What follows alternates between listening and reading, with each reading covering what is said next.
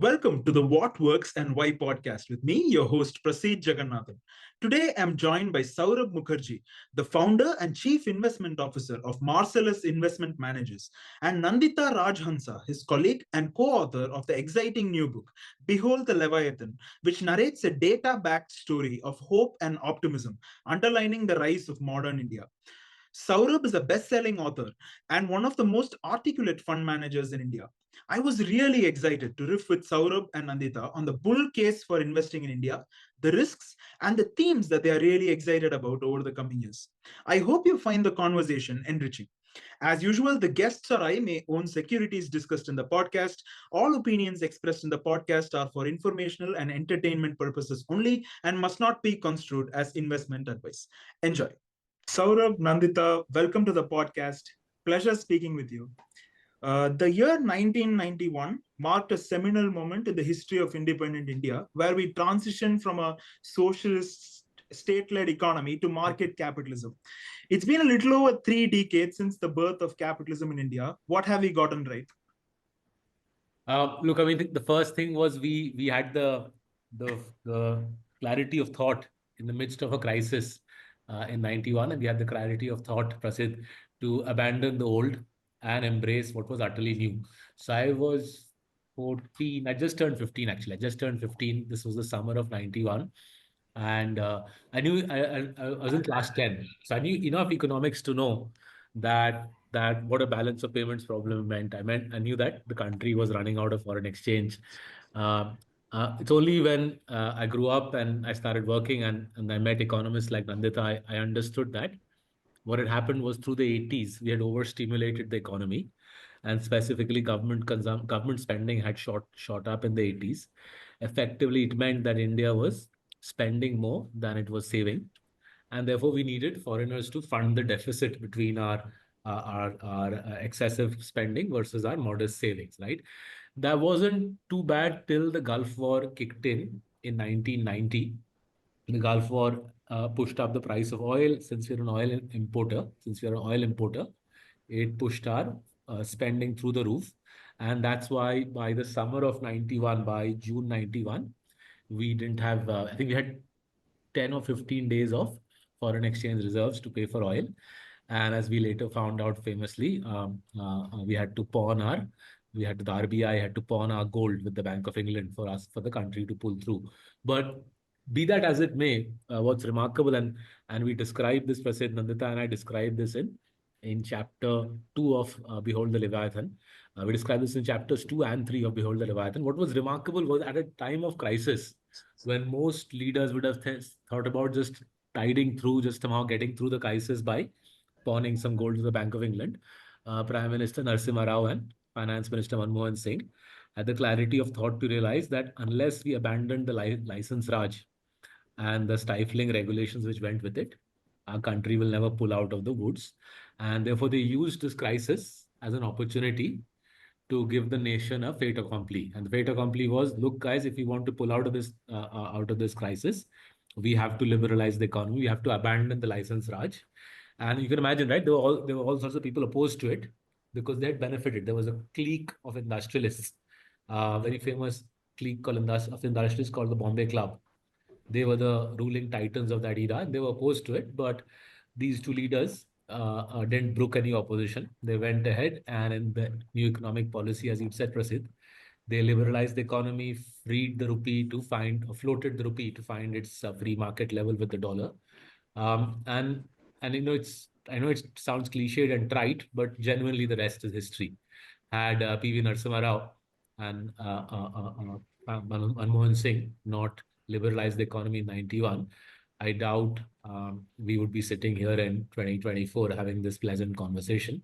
And whilst my generation would have suffered, even the generation that you and Nandita represent, Prasid, is the generation after me, your lives would have been very different. And I dare say, bright young people like you and Nandita would probably be working outside India had it not been for Prime Minister Rao and Manmohan Singh's foresight, prescience in that unforgettable summer of 1991.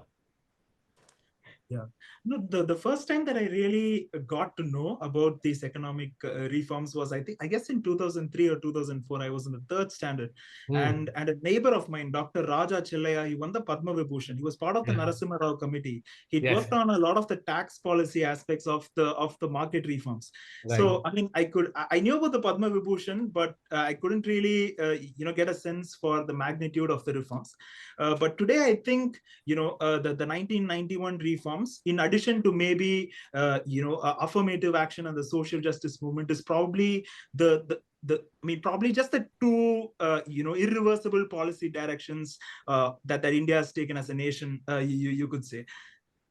So look, you have very distinguished neighbors. I have to begin by saying that. I wish I had Raja Chellaiya as a neighbor. I think if Nandita had Raja Chellaiya as a neighbor, she would probably download his entire life's work. And he's a remarkable man, and a lot of credit for the 91 reform Yeah, should go to yeah. Raja Chellaiya ji. But on a different notes, right, on the reversibility of reforms, one of the things that we understood whilst writing the book, and especially this is clear in chapter 3, there's very little in reform that India has reversed. So we have a very unusual construct in that our our main political parties, and even the regional political parties, by and large on economic reform, by and large they're on the same page. So there used to be a hard left kind of really left wing political constituency in India. By and large, that left wing political constituency, those politicians have faded away, and the politicians that are left on the subject of economic reform, they're broadly on the same page. So if you look at economic reforms, and it was started by Prime Minister Indira Gandhi in the early 80s, there really hasn't been that much of a reversal. Indira Gandhi did the kind of hesitant beginnings of reform in the early 80s. Rao and Singh pushed the accelerator. Then Atal Bihari Vajpayee and NDA one promulgated another bunch of reforms around infrastructure, telecom. Then UPA one, the Manmohan Singh government did another bunch of reforms. And then Prime Minister Modi, and Arun Jaitley, especially, I thought Finance Minister Arun Jaitley was very effective in expediting major reform. So there's been very little reversal of course. Uh, we argue in the book, we argue in Behold the Leviathan, we argue in chapter 3 that reforms have been gradual and they've been very effective.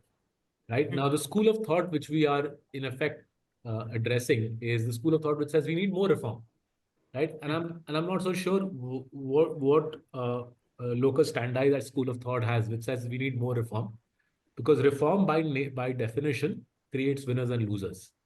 And in a democratic political setup, a politician is staking his political future in pushing through reforms because there's going to be winners and losers. There are no reforms where there are no losers. If there were such reforms available where there are no losers, it's only winners, then they would have been long since expedited. So, to the extent reforms have winners and losers, the political class has to be careful because otherwise they end up jeopardizing their future. And to the extent that the political class had to take judicious bets on what reforms to expedite, I think we've seen gradual reforms. They've been effective, and it's difficult to understand what more we could have done in this compressed span of 30 years since 1991. Right. Makes sense. In the book, you've come up with an interesting map of the commercial landscape in India. I mean, if I'm not wrong, you've used the government's tax data to categorize the universe of companies into India into four deciles based on profitability. Could you spend some time helping us understand the structure of the commercial landscape in India? So, so what I'll do is I'll explain the broad contours, then I'll request Nandita because she's the one who found this treasure trove of data on the government's website. So one of the things we've always felt is the government of India actually gives a lot of data. It's free and it's actually pretty rich. And we've always been a little bemused as to why both the broader media and the investment banking slash brokerage constituency communities, why the brokerage and banking communities don't make more of the government data, given that it's pretty rich. It's this long time series. Yes, you can quibble about the quality, but hey, it's for one of the poorest nations in the world, we actually have incredibly rich data sets, right? So as we were nearing the end of the book, we wanted to we wanted to pull together data which showed what we call Sagar Manthan, which showed the churn that a free market economy typically has, where newer, more efficient companies come through and they take a big slice of the profit pie, and older companies die away. We also wanted to show the demonstration of the power law. The power law, or in economics called the theory of tournaments, which is that a small group of people take away the bulk of the prizes in any competitive construct. So be it Wimbledon, the IPL, or the Indian free market, a small group of companies take away the bulk of the prize money. So in Wimbledon, the champion takes home 50x the prize money of the first round loser. And we felt that the Indian economy is actually structured like that as well. The Indian economy is a classic demonstration of the power law. And we felt we wanted to demonstrate Sagar Manthan, churn, and the power law. And that's when Nandita took the corporate tax data and created the four categories. So over to you, Nandita, for describing the four categories. Right. So the corporate tax data or the IT department's data is, I mean, I think the time series goes on from 2012, so FY12 to FY23. We don't have, unfortunately, the data for FY24, but it gives you broad categories of income, the number of returns that were filed under each category, and the total profits that each of those companies had summed up in each of those buckets. So what we did was we tried a simple analysis, and it's there in the book as well. We looked at incomes, so PAT categories beyond 1 crores. So basically, PAT of rupees 1 crore and onwards is categorized as high PAT. Something between 10 lakhs and 1 crore is medium PAT, and then below 10 lakh rupees is low PAT. And we saw distinctively that the high PAT category was just going through the roof, especially after COVID. Their growth has been somewhat like around 25% CAGR on CAGR basis. On an overall basis, the last 10 years, this category has grown their profits at around 15% per annum. So that is a remarkable growth rate, and you can see that in the chart which we have in the book as well. So we said that okay, we need to go one layer deeper into this and understand what is happening over here. Where is this growth coming from? So we did deeper into the same income tax data, and what we saw was basically within those 1 crore and above. So, by the way, those are around 70,000 companies, which account for 98% of India's profits. So, I'm not kidding. So, there are around 1.4 million companies which are registered under Ministry of Corporate Affairs, and only 70,000 companies are accounting for 98% of India's profits. And this is the line which was zooming through the roof. So we said that let's go further one level down into these 70,000 companies and see what's happening over there. So what we realized is that there are around 900 companies which are the rulers, which are the typical large companies that you could come across, which have a PAT of more than 500 crores, and are usually make the headlines basically. So these are the larger players. They account for around 62% of India's PAT. But there is an even larger subset, which is around 6,000 companies, which we call as challengers, which are rising through the ranks. So a slew of all the economic changes that Saurabh was talking about, the reforms that happened, these are the beneficiaries of this whole decade of changes that we are seeing. The GST, demonetization, COVID, all of these things hit them, but they have emerged only stronger. They account for around 22% of India's PAT. So roughly 7,000 companies are accounting for 85% of India's PAT. Then we said that okay, because income tax data doesn't give you granularity into which kind of companies are making it into this whole argument, so we looked at this another data set which is published by Center for Monitoring Indian Economy. Roughly has data around for 40,000 companies. So over there also we saw a similar trend where decile 2, which is the next largest companies by PAT, so around 4,000 to 8,000 companies in that range, are the ones who are growing the profits at the fastest rate. It's not the largest companies which are growing at the fastest rate. So in both the data sets, we saw a similar picture emerging, which again draws from the point that Saurav was trying to make, the churn that is happening, the creative destruction that is happening at a large scale in the economy. Right.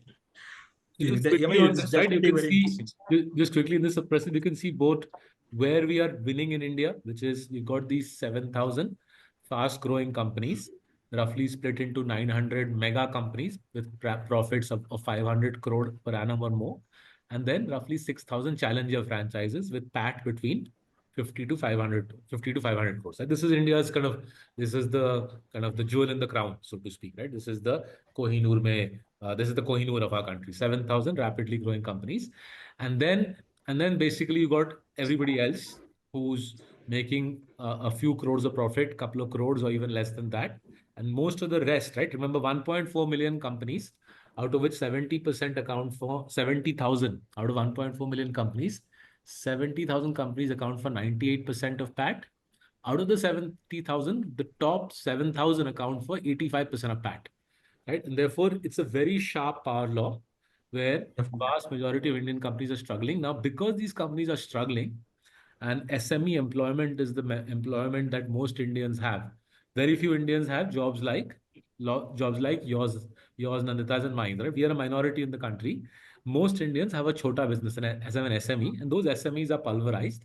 Hence, the consumption downturn that we are seeing. Right, we've got very few jobs, high quality jobs. The default mode of employment is a small business, and those businesses, the government data is suggesting, really aren't going anywhere. Right. Makes sense. I'm very interested. Saurabh, I mean, in your recent talk to the Asia Society in Tokyo, there was something interesting that you mentioned. You said that the first 2 decades of Indian capitalism were driven by large, extremely well-run companies. And then the last decade of Indian capitalism has involved a democratization of profits. Could you explain that statement? Sure. So as we were discussing, right? As we are discussing, the data from Ministry of Corporate Affairs or the data from CMI is showing that uh, uh, uh, uh, the top 900 companies account for around 62% of the country's profits. The next 6,000 account for another 25% odd, right? Now, whilst this is just 7,000 companies or taking over 85% of the country's profits, this actually is fairly democratized, right? Our profit concentration was even more extreme. So, for example, when say 15 years ago, say 2008, 9, 10, the top 20 profit generators in 2008, 9, 10, top 20 profit generators would have accounted for comfortably 40% of India's companies. Just 20 profit generators would have accounted for 40% of India's profits. So we've now created an ecosystem in India where now you need to get to 7,000 companies to account for 85% of the country's PAT, right? And this democratization of profits, Prasid, we submit to our readers in the book that this democratization of profit has happened due to two sets of factors. Firstly, access to education has been democratized. So in chapter 5 of the book, Nandita did a fabulous crunch, which showed that in chapter 5 of the book, the boardrooms of the IITs, so the boardrooms of the Nifty companies, are no longer dominated by IIT graduates, IIM graduates, and graduates from overseas universities, right? So the first time in Indian history, in the last couple of years, for the first time in Indian history, the local college graduate now dominates the boardrooms of India Inc., right? So as access to good quality education has become widely available, those people educated in local colleges, whether it's in Madras, Hyderabad, Mumbai, Bangalore, doesn't matter. Local college graduate now is rising to the top because the quality of education has actually become pretty decent, contrary to popular belief, where the popular belief is it's all going to pot, right? And the second piece is the rise of high quality infrastructure, both digital and physical, has made it easy for people and ideas to move about. So the road network has tripled in 20 years. The airline network has pentupled in 10 years.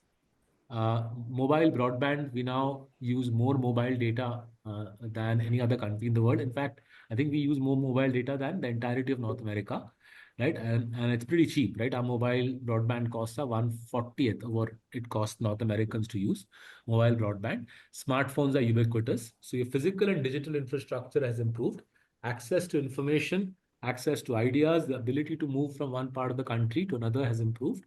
GST has created an integrated national economy, and good quality colleges have created reasonably uniform access to education. Now, we wish even more people had access to this education, but this decent quality college education is now reasonably widely available. That in turn has led to democratization of profits. Whereas, as I was saying in the ninth chapter of the book, the final chapter, we say that 7,000 companies now account for 85% of the nation's profits. That's a far lower level of So the far dispersed level of profit concentration than we've hitherto seen. Would you say that increasing contestability across dimensions is the meta theme shaping Indian society?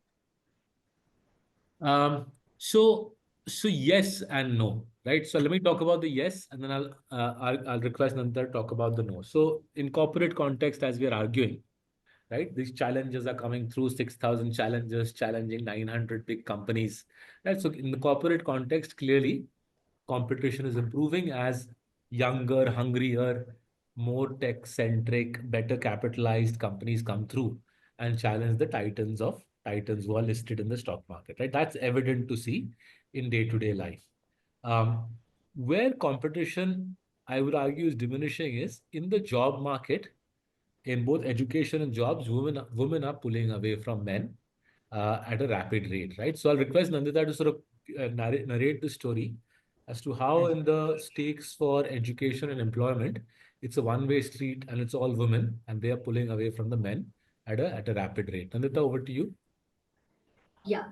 So basically, there's a logical flow as to why this is happening, and we've described it in detail in chapter 4 of the book. But just to give you a flavor of what's happening here, for the last 15 years, as long as I can remember, actually, I was in school back then.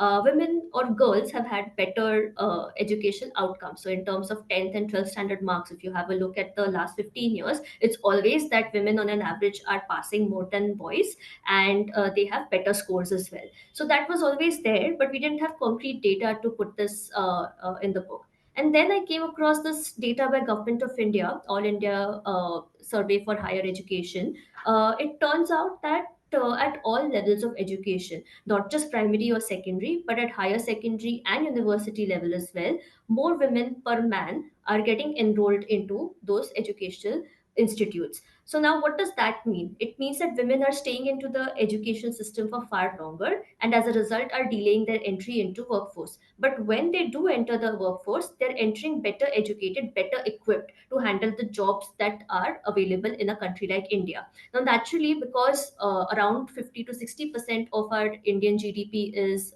services, which requires more of the educational background that women are gaining right now and requires more brain than brawn, to put it simply, women are better equipped to get those jobs. And indeed, if you look at the RBI data now, which it publishes for its bank accounts, women have, on an average, more deposits or more amount of money in their bank accounts on an average versus men in India, especially in urban and metro areas. In fact, in metro areas, it is as high as 14%. So women have 14% more money than men on an average in metro areas.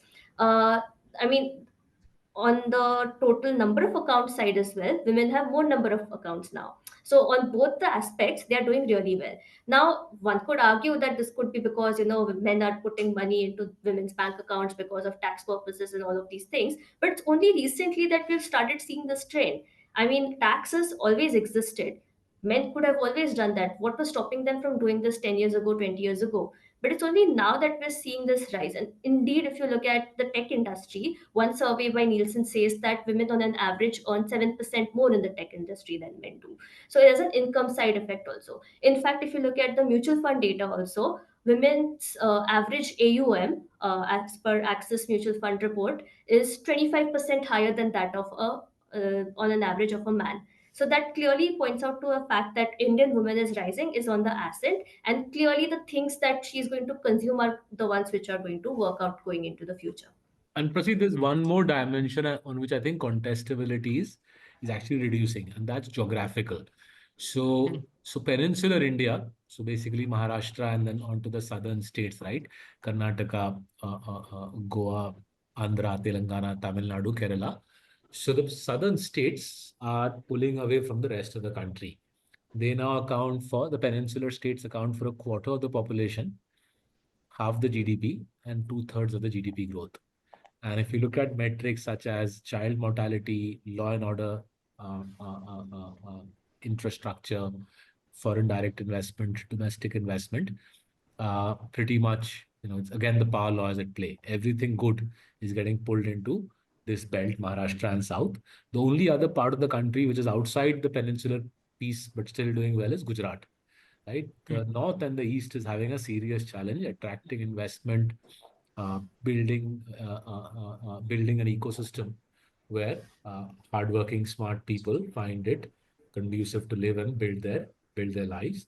Various states are trying, right? I'm sure you would have seen in the newspapers various states advertising, and they'll have a chief minister Yeah, shaking hands with an obviously. industrialist.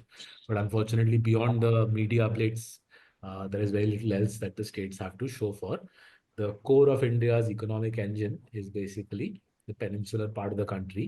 And I wish it wasn't so, but the data is pretty clear that this is a one-way street where peninsular India is the world's fastest growing economic region, has been for many years and has been for the last few years and will be for many years.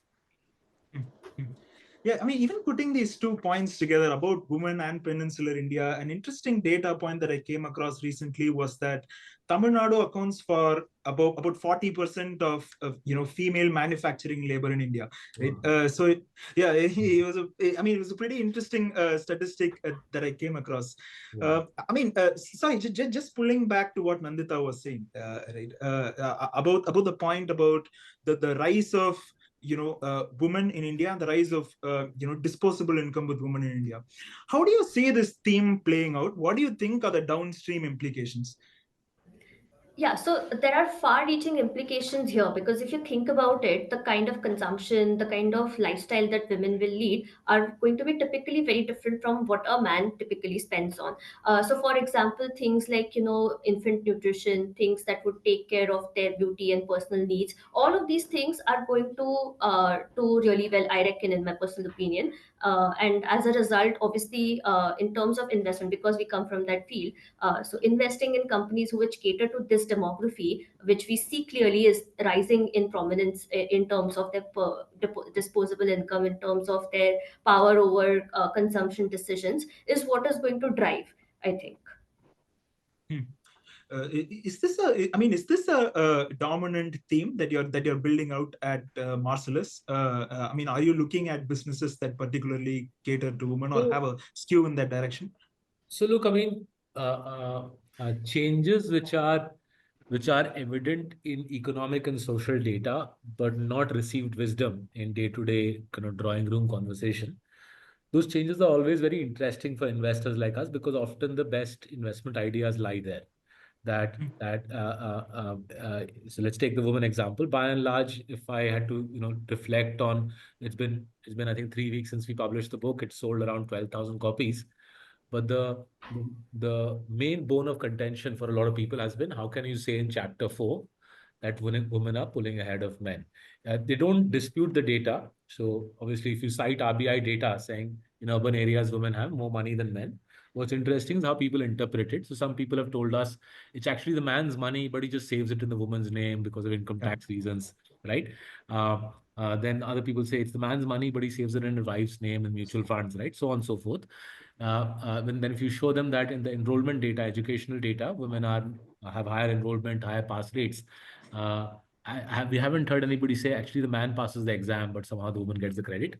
We haven't had that. But when you get pushback like this, Prasid, it tells you that you've hit a raw nerve where you Hmm. are knocking on the doors of conservatism. Hmm. And if you look at the evolution of America over the last 100 years, right? America 100 years ago had a similar point of view that woman's place was at home in the kitchen and so on. And it took not just the Second World War, it took the rise of electronics for women to be freed up from domestic chores, from them to go into the job market. But the explosion of prosperity it creates is enormous. Naturally, if two people in the family start working, right? And once women start working, items that are at their discretion, beauty and personal care products, apparel, a range of products in the FMCG ecosystem, they absolutely take off. So it's an investment theme. We've assiduously invested around this theme. We've made a reasonable amount of money on it. We expect to make more money because we think the theme has more legs in it. It is the education data from the government is very clear. Women are pulling away relentlessly. And similarly, the theme around the new elite, right? The new elite, people who are not elite educated, who don't speak the Queen's English, who don't sit and have, gin and tonic at Gymkhana Club or at Madras Club, but who run the country nevertheless, right? That new elite, right? Non-English speaking, vernacular speaking people, but who now hold the whip hand in terms of purchasing power. Their purchases are very different from purchases that Anglo-centric people like us who speak English and read nice books make, right? So the purchasing pattern of the elite is changing, the purchasing pattern of women are changing, and we believe we can make money around that. So those are always the interesting themes. When you write a book, you always look for what is it that people don't agree with, because that's often where you'll make the most amount of money. No, I found the point about the decline of legacy credentials among the business elite in India particularly interesting. Right? So the days of the parachuted CEO from Harvard Business School or Wharton or Oxford, they're largely gone. I mean, the largest Indian companies today are led by homegrown leaders who have risen up the ranks. So, what do you think explains the success of the son of the soil business leader in India? So I think I'll step back a little bit. Hmm. Uh, in chapter one of the book, right? In chapter one of the book, Prasid, we have referenced the rise of a new narrative around India. A narrative which says that, look, here's a country where at the turn of the century, 2,000 Indians, innocent Indians, used to get killed by terrorists every year. That data, Nandita painstakingly pulled this together. That number of innocent Indians who get killed by terrorists and insurgents every year, rather than being 2,000, it's now less than 200 a year, right? So this is a country where life has become safer. This is a country where livelihood for educated people has become easier to generate, right? So the narrative around India has actually changed.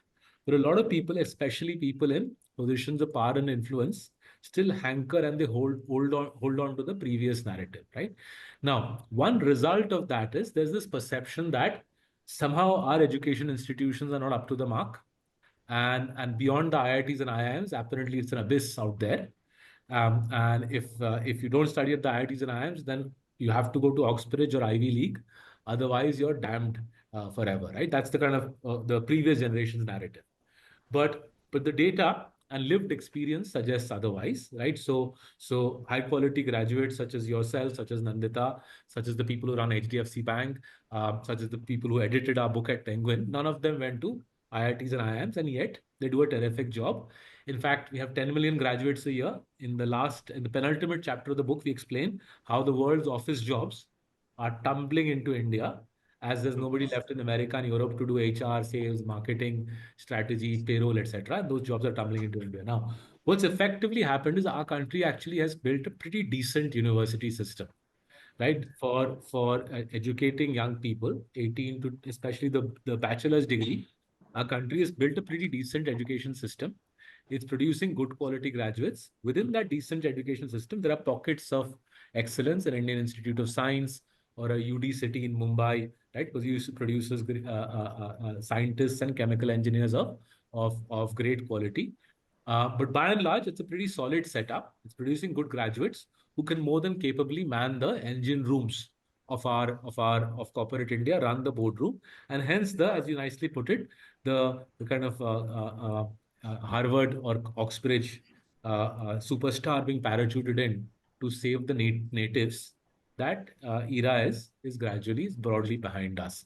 But don't tell this to people who still believe that one needs to speak the Queen's English and drink a gin and tonic at the Madras Club or at the Bombay Gymkhana in the evening for one to matter in corporate life. Don't break this news to them; it will break their hearts.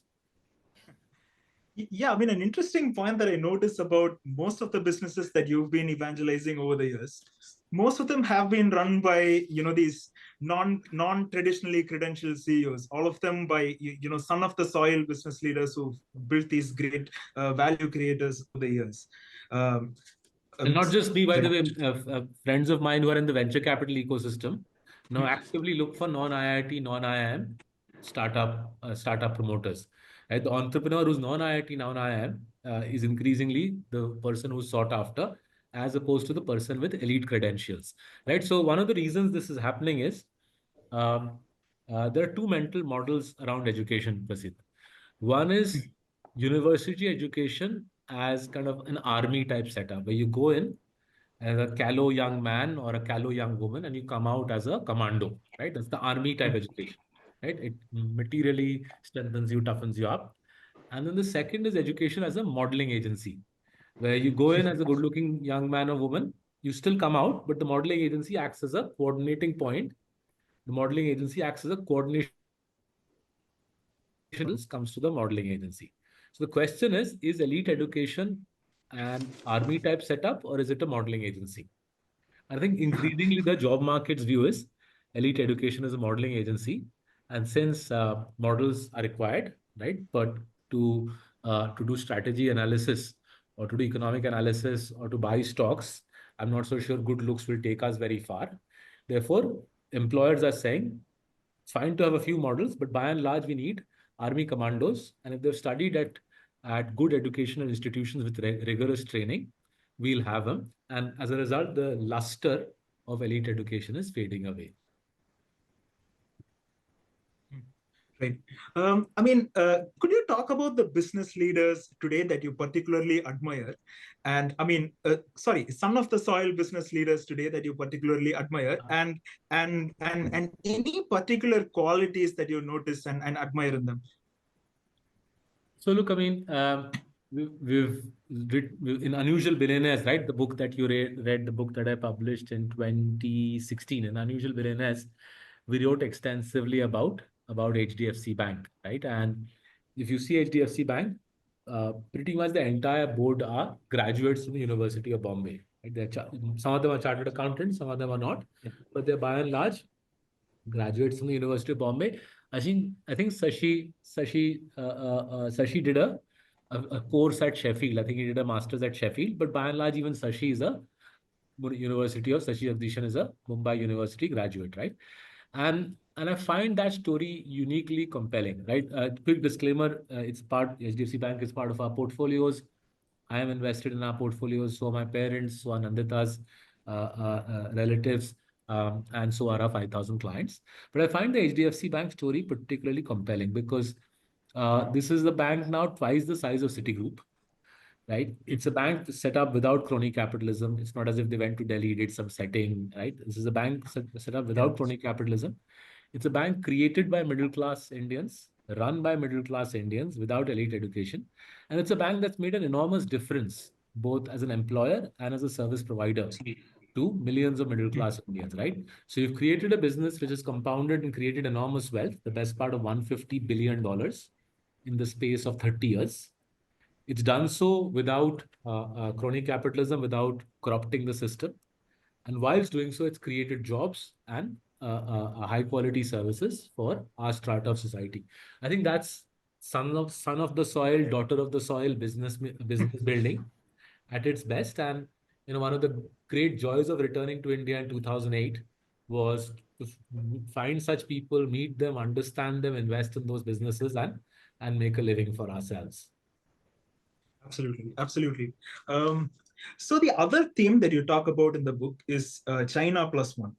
Now it is a gross simplification, but I like to think about the creation of the middle class in Asia as a broad redistribution exercise in the global economy over the last 2, 3, 4 decades, right? If you look at manufacturing employment data in the USA, for example, it peaked in 1972 at about 19 million.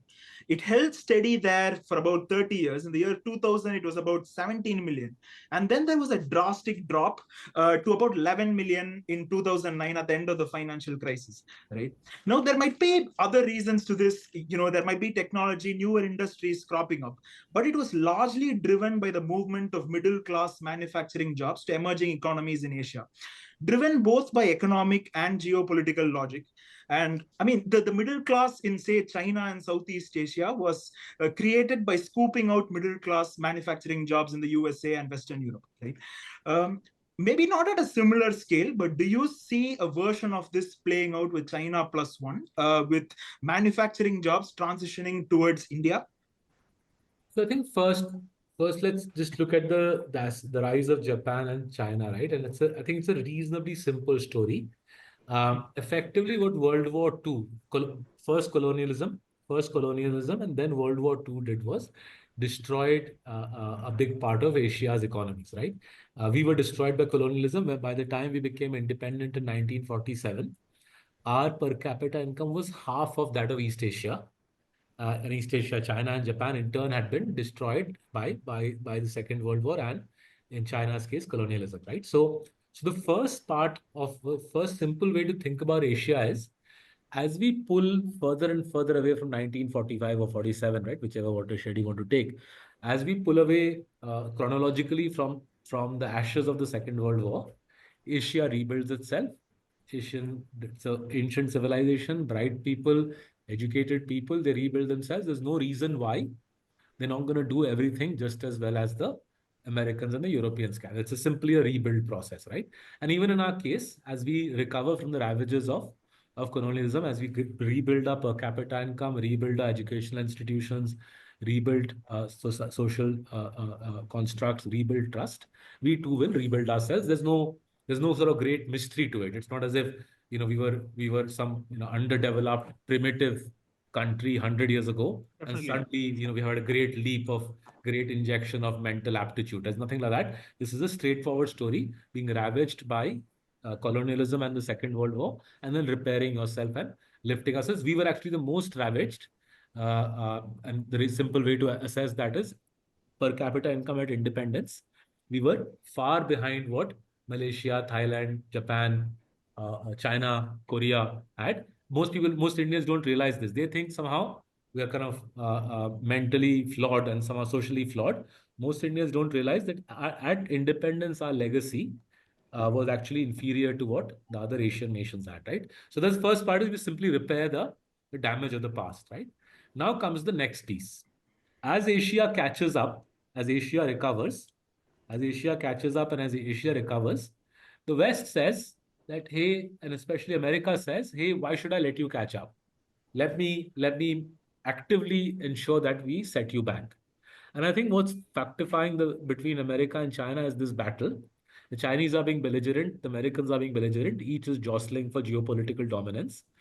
Because China is 10x larger than us in almost everything, in strategic industries, strategic from a Western standpoint, strategic industries such as active pharmaceutical ingredients, such as medical devices, such as smartphones. In strategic industries, the West is saying we want to reduce our dependence on China, and the only place they can come to for such high value, knowledge intensive products is India. So here, the China plus one play in India is not going to be around us making shoes for export and t-shirts for export and wind cheaters for export. That's not going to work out because, as we explain in chapter 7 of the book, we're actually a fairly high cost economy. The cost of labor, land, and capital is too high for us to export labor intensive products like shoes and t-shirts. But what we can export reasonably well is knowledge intensive products like APIs, like smartphones and medical devices.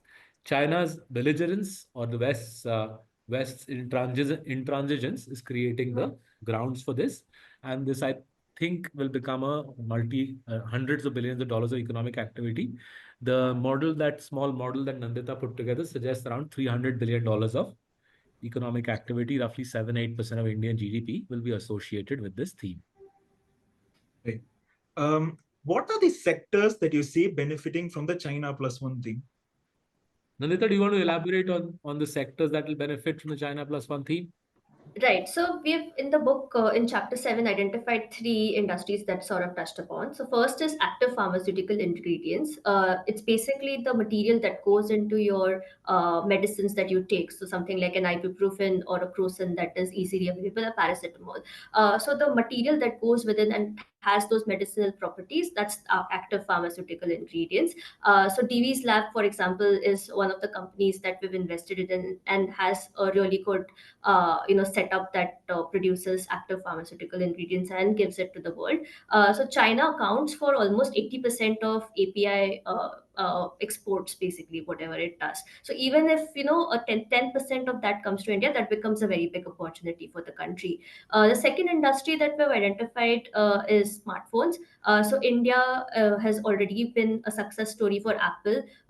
Apple has already said that a third of all its iPhones that it's going to produce are going to be in India. So iPhone assembly, so the chip that is inserted in those iPhones is still made in Taiwan.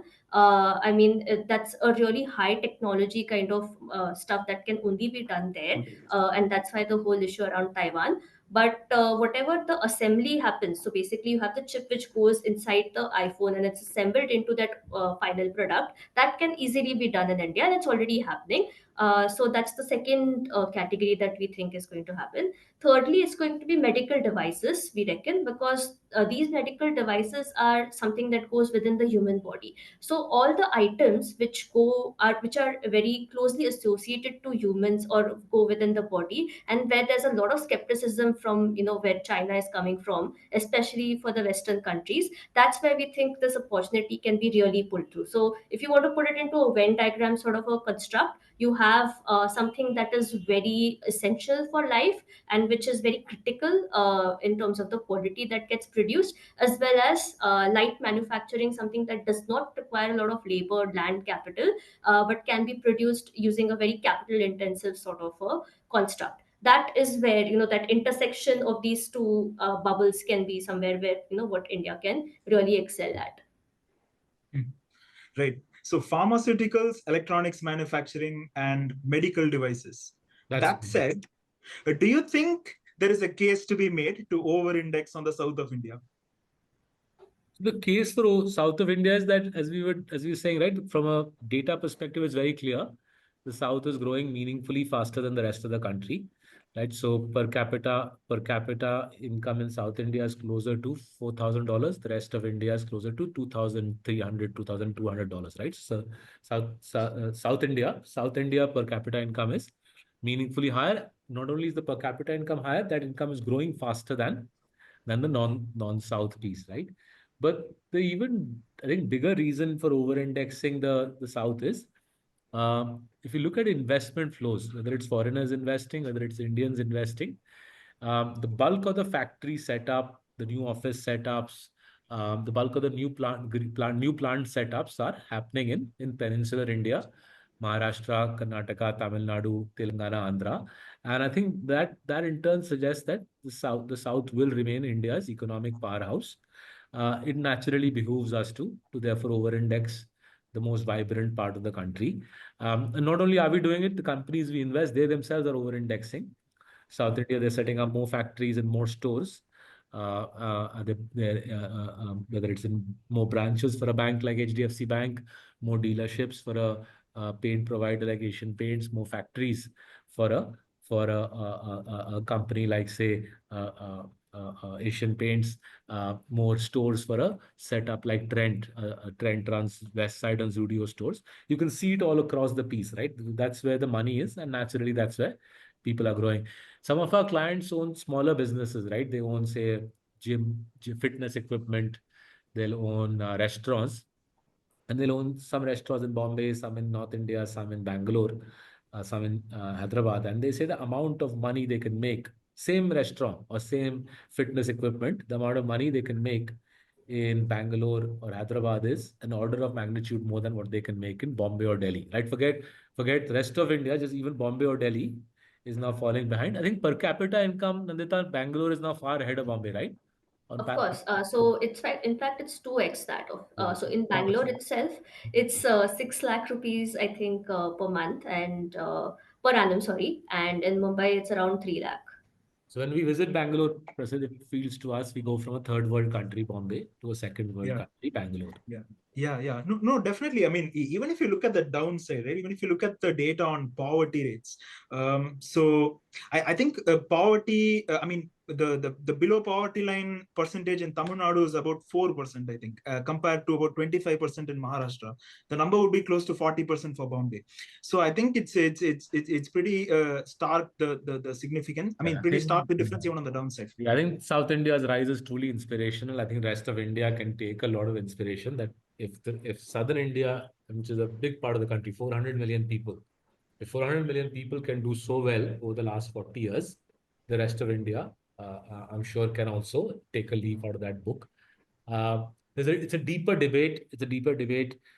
And when one day when I'm perhaps done with investing, it's a debate I'll love to get involved in as to why has the South pulled away so decisively, and why Yeah. has the non-South struggled to match the kind of effervescence of the Yeah. Southern. Yeah, no, definitely. I mean, there are many factors. I think there are a few legacy factors as well. Post-colonialism, the South inherited a better state capacity. So a lot of legacy factors as well. But certainly, I think more consistent governance over the last 40, 50 years, particularly in Tamil Nadu, I feel is one of the reasons. Yeah, you're right. I think the So same I mean, IS drawing. I mean, officer, the same IS officer, so IS officers all come from that famous school in Dehradun, no? The same IS yeah, officer tends to yeah, be yeah, far yeah. more productive when posted to the south than, say, when posted to a northern or eastern Indian state. And it's something that we've done some work on. Perhaps Wow. we'll publish Okay. it in a later book. Right, definitely. Moving on.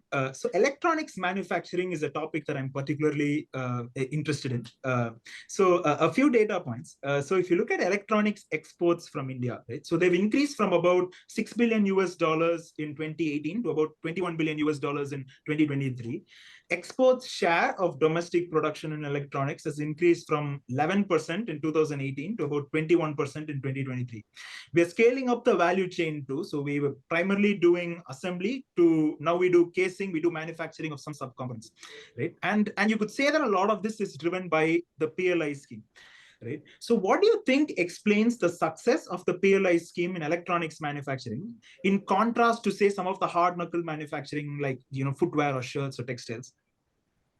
I think, Prasid, I mean, we hope that the PLI scheme can be expanded to other sectors. But that being said, right, the PLI scheme I think has been spectacularly successful in electronic engineering, electronics in creating phones and pads and so on. Particularly because of two companies. One is Apple. In Apple's case, they make I think $200 billion worth of iPhones itself, and courtesy all the challenges they faced in China through COVID, they were very keen to de-risk from China, and they needed a country where they could make 30-40 billion dollars of it, and they chose India. Remember, for a premium product like Apple, the cost is less relevant, right? If you're 5, 10%, 15% more expensive than China, it's not gonna it's not gonna meaningfully matter with Apple. So with cost being a secondary consideration with with cost being a secondary consideration, and Apple super keen to reduce dependence on China, they came to India, and the PLI was a nice kind of cherry on the cake.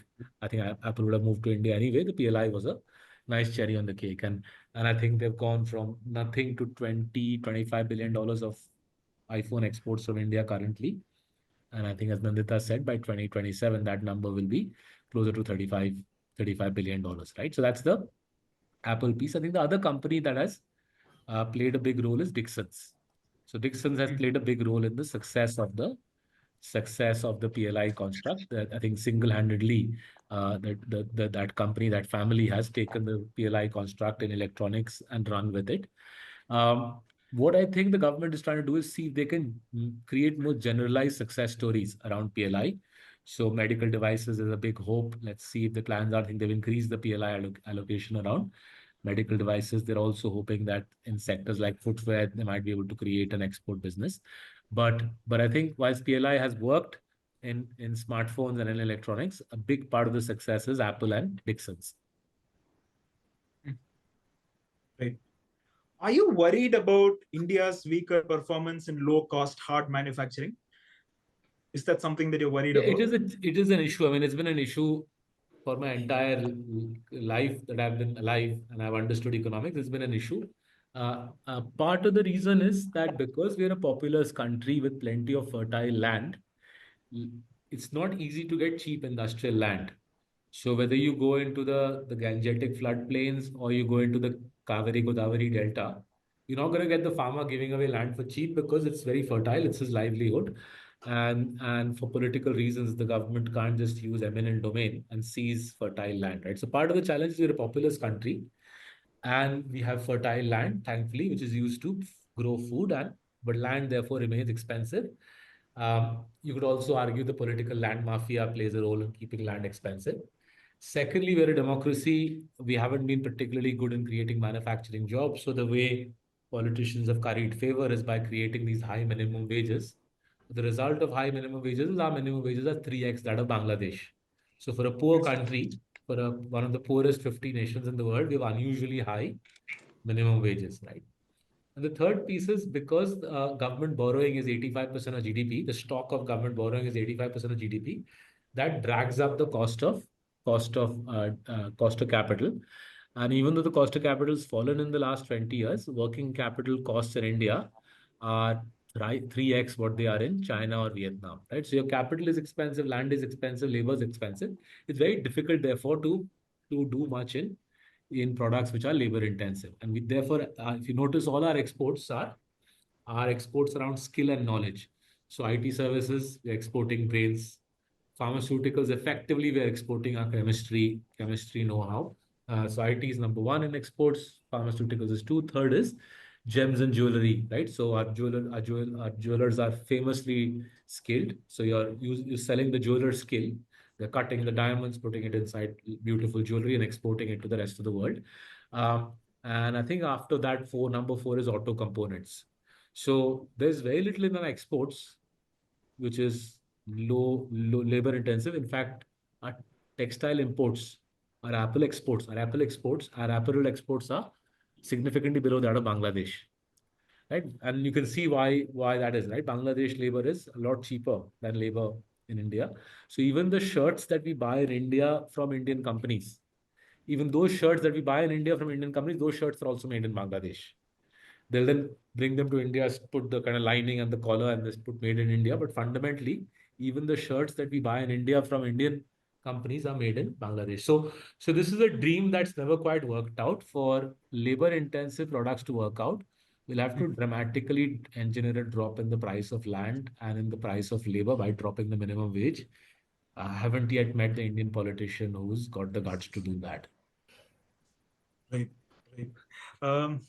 This is a ritual in this podcast that I've been doing this question. So, what do you think of as the greatest leadership challenge facing corporate India today? Lovely.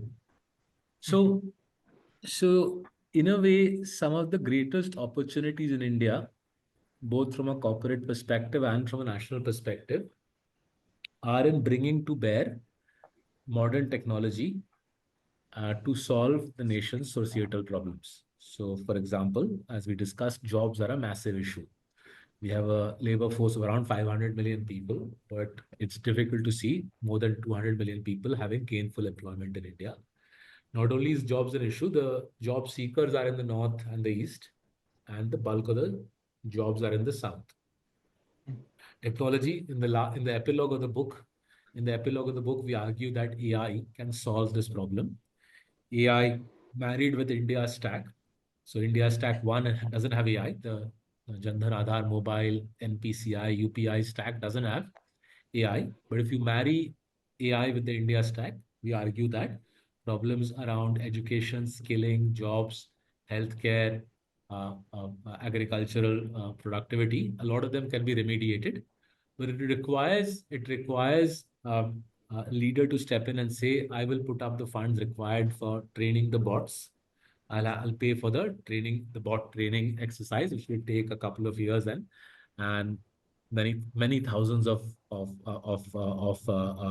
coding time or man hours of bot training. And then it requires someone to say, I will pay for the GPU burn. GPU burn when say a Mizo job seeker or a Mizo student in a Mizo 17-year-old student says, I want to study physics, but I don't have the funding. I'm happy to do an internship to pay for my way through university. When she speaks into her phone and says this, there'll be a GPU burn to match her with an employer who's willing to give her an internship and pay for her studies, right? So someone will have to pay for the training of the bots, someone will have to pay for the GPU burn, and then someone will have to pay to market this bot. The corporate leaders who emerge, who understand that this is a once in a lifetime opportunity to build something which solves colossal social problems, delivers social benefit, from which even if you harness part of the private benefit, you'll enrich yourselves vastly. That corporate leader or those corporate leaders, I think, will be the transformational figures of the next 20 years. I think Nandan Nilekani ji has done a remarkable job for our country by Absolutely. conceptualizing Aadhaar, by conceptualizing the India stack. Kudos to Narendra Modi ji and the NDA for launching that series of digital public infrastructure, JAM, then UPI, then CoWIN, then DigiLocker, DigiYatra, right? Incredibly powerful digital public infrastructure.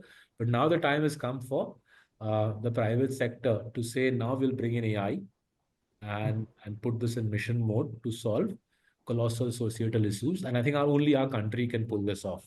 I don't think other countries have the tech wherewithal. Neither do they have social problems at this scale. Absolutely, absolutely. As a final question, Saurabh, so if I were to push you to articulate a bull case for India in less than a minute, what would you say? I think our country is the only country on the face of the planet that gave universal adult suffrage. It gave the vote to everybody long before we became a developed country. Um, and I think we are on our way to becoming the only country on the face of the planet which will be able to attain second world status without having to export mightily to the West. Right? So far, the only way to attain second world status has been to export your brains out and sell to the West. I think we'll be the first country to be able to do that without exporting mightily. And I think therein will lie both the challenge and the appeal of India to investors, both foreign and local. So we've already done something in the preceding 70 years no other country did, which is give the vote to everybody long before you're a rich country. And I think in the next 50 years, we'll pull off something that no other country has done, which is attain second world status without becoming a kind of a manufacturing or a service hub for the Western world. Fantastic. Thank you so much for your time. Absolute pleasure speaking with you.